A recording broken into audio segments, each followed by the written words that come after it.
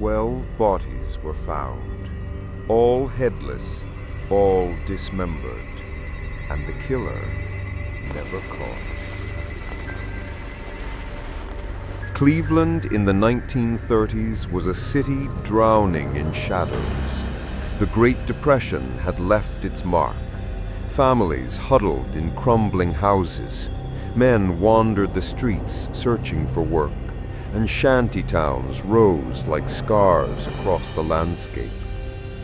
At night, smoke curled above the river flats, and the silence was broken only by the distant whistle of trains or the shuffle of men sleeping under bridges.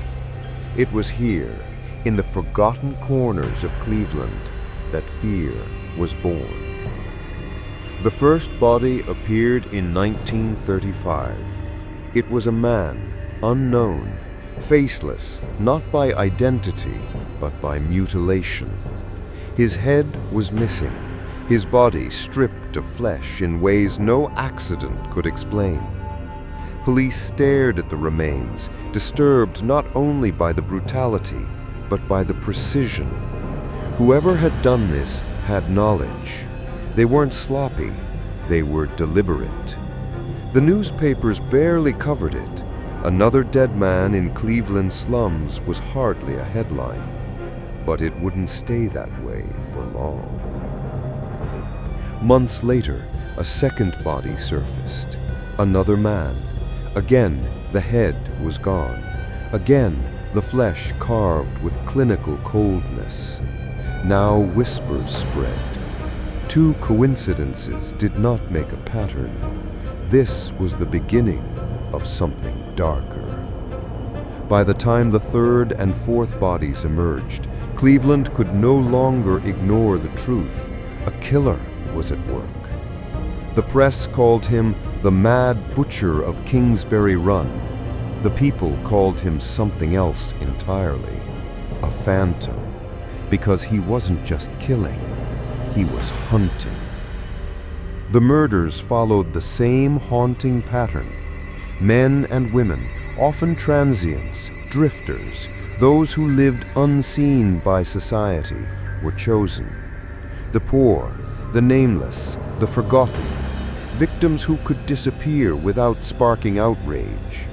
Their bodies were mutilated with skill, drained of blood, and dumped where they would be found, sometimes in open fields, sometimes in ravines, sometimes near the stinking banks of Kingsbury Run, and always the head was missing.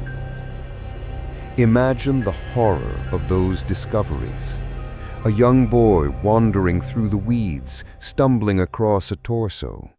A railroad worker lifting a bundle only to realize it was human limbs wrapped in newspaper. A policeman pulling a sack from the river, heavy with something that wasn't meant to be seen again.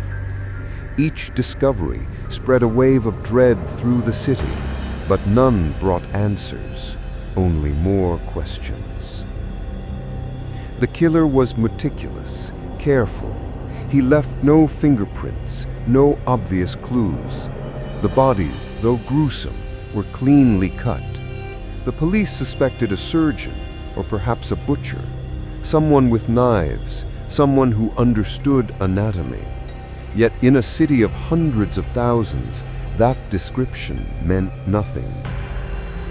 By 1936, Cleveland was suffocating under fear. The slums of Kingsbury Run were home to vagrants, prostitutes, the jobless, and many of them began vanishing. For them, life was already dangerous, but now a new predator walked among them, and he killed without reason. The pressure mounted on the Cleveland police. Citizens demanded action, and soon a familiar name entered the case. Eliot Ness. Ness was a legend, the lawman who had taken down Al Capone in Chicago. He had come to Cleveland to serve as safety director, a symbol of order in a city unraveling. If anyone could stop the butcher, it was him. At least, that's what people believed. But Ness was no miracle worker. Despite raids, interrogations, and relentless investigation, the killer remained untouchable. Bodies continued to appear, mocking the police with every discovery. In a desperate move, Ness ordered Kingsbury Run's shantytowns burned to the ground. Hundreds of homeless were driven out, their makeshift homes destroyed. The logic was simple: flush the killer from hiding, strip away his cover. But it didn't work. The killings went on. Each victim deepened the mystery.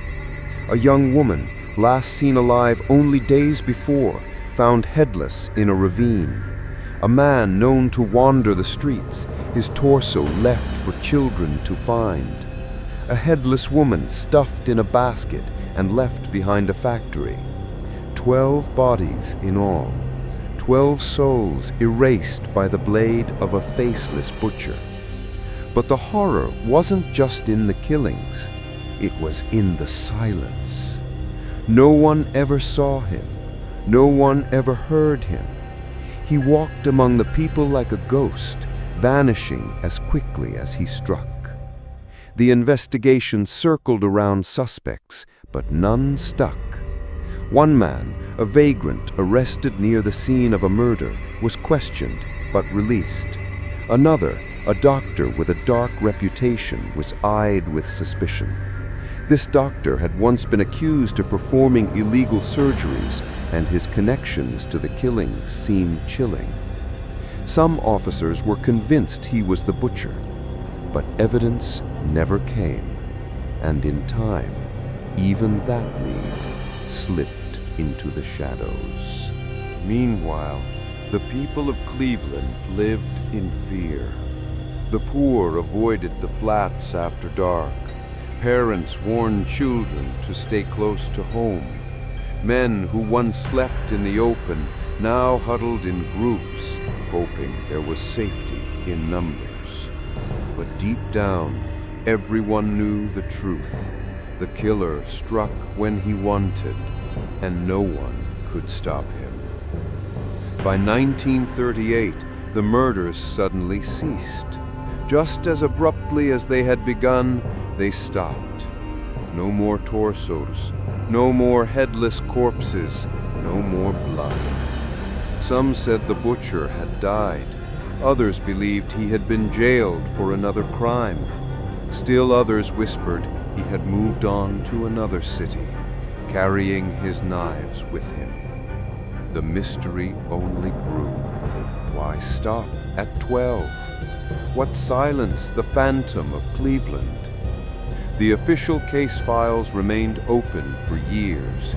Officers revisited them, desperate to solve what had haunted their city. But every path ended the same way: nowhere. To this day, the Mad Butcher of Kingsbury Run has no name, no face, no certain identity.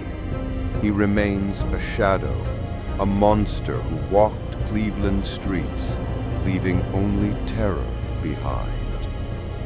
And perhaps the most chilling thought of all is this: 12 bodies were found, but how many weren't? How many victims were never discovered, their bones left in forgotten fields, their names erased before anyone cared to remember them? The true count may be far higher.